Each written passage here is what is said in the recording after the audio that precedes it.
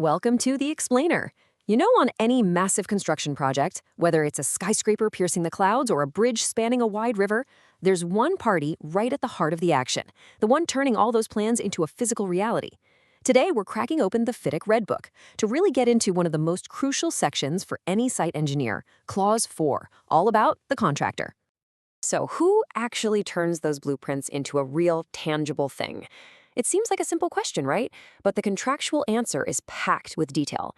The entity that takes all those designs and actually builds the project is, of course, the contractor. But believe me, their role is so much more than just laying bricks and pouring concrete. All right, let's get into it. So here's how we're going to build our understanding from the ground up. First, we'll nail down exactly who the contractor is. Then, we'll look at their core role as the master builder.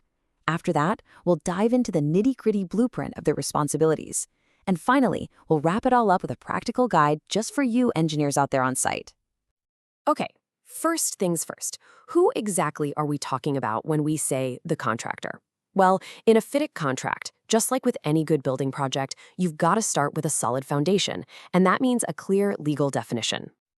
The contract itself is incredibly precise.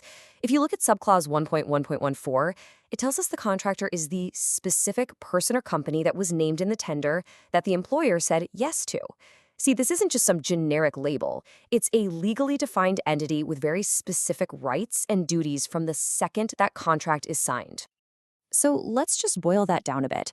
What it really means is this.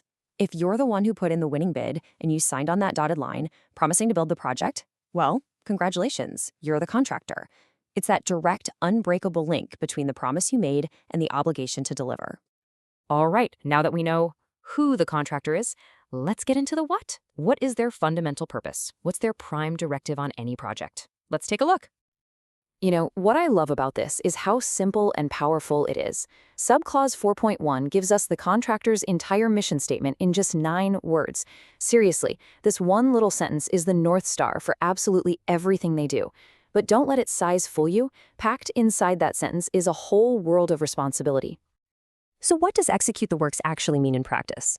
It means they are on the hook for the entire construction operation, top to bottom. They have to provide it all, the people, the heavy machinery, the raw materials, everything. But here's the really critical part. They don't just build the what, they own the how. That means the safety, the stability, and the suitability of their construction methods, including all that temporary stuff like scaffolding and formwork. That all rests squarely on their shoulders. So let's zoom in on that detailed blueprint, because Clause 4 goes way beyond just the physical act of building. It actually lays out this incredibly comprehensive list of duties that covers, well, pretty much everything. Management, communication, safety, quality, you name it. And one of the most vital roles defined in this whole clause is the contractor's representative. Think about it. On a massive project with thousands of moving parts, you absolutely need a single, authoritative point of contact. This is that person. And FIDIC sets a really high bar for this person. Subclass 4.3 is crystal clear. This can't just be any old manager. They have to be technically skilled, they have to be experienced, and they have to be fluent in the project's official language. Why? To make sure things run smoothly. It's totally non-negotiable. So you can see why this person is basically the nerve center for the contractor on site. They're the official point person for any and all instructions from the engineer, and they have the authority to make decisions on behalf of the contractor. Plus, they've got to be on site full-time. For any engineer, knowing exactly who this person is and respecting that official channel of communication is absolutely essential. Now get this. The contractor's job actually starts long before any construction does. Subclause 4.10 makes it plain that they have a duty to do their homework, what we call due diligence.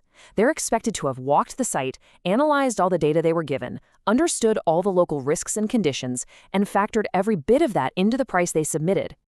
And this leads to a huge consequence of that homework. Subclause 4.11 basically says that once that contract is signed, the contractor is considered to have accepted that their price is correct, and it's enough to cover everything. You could call this the contract's no excuses clause. Coming back later and saying, oops, we didn't know about that, well, that excuse generally doesn't fly. Yeah, the contractor's world is absolutely huge. It's not just about the final building, but everything that happens around it, from making sure every worker is safe to protecting the local environment. And this table gives you a fantastic snapshot of just how broad their scope is. They have to put up a performance security. That's a big financial guarantee for the employer. They are the ultimate owners of health and safety, of quality control, of environmental protection. They're also on the hook for keeping everyone in the loop with progress reports and even for the physical security of the entire site. It's a massive portfolio of responsibilities. So, what does all of this mean for you, the engineer? Boots on the ground. How does knowing the contractor's role inside and out actually make you better at your job? Well, this right here is the keystone that locks all this knowledge together. I want you to think of it like this. The contract creates two very distinct but totally complementary roles. The contractor's job is to build, to manage the site, and to deliver the project. The engineer's job, on the other hand, is to supervise, to give instructions, and to verify the work. The contractor decides how to build something safely.